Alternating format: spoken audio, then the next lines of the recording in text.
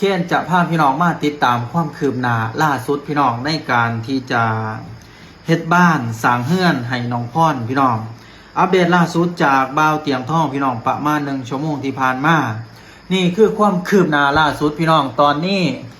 อิทบ็อกได้มาฮอดแล้วเด้อพี่น้องคือนำขนส่งเป็นทีมงานบ่าวเตียงทองพี่น้องเชิญชมนำจิตนำใจเพิ่น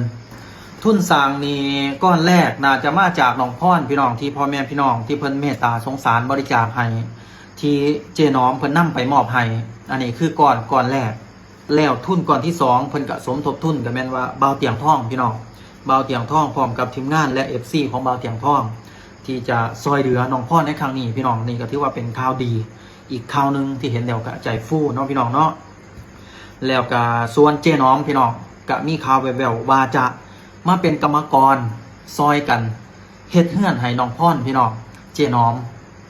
ก็น่าจะมาซอยกันเป็นกรรมกรพร้อมกับทีมงานเจน้อมแล้วก็จะมีทีมงานเจน้อม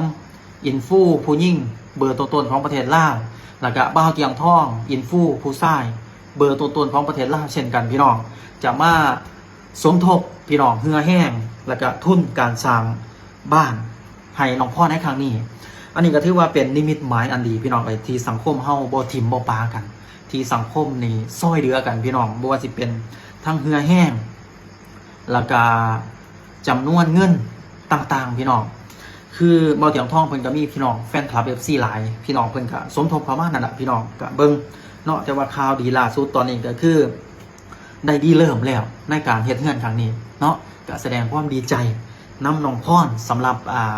ส่วนบ้านเฮือนแต่ว่าส่วนที่ว่า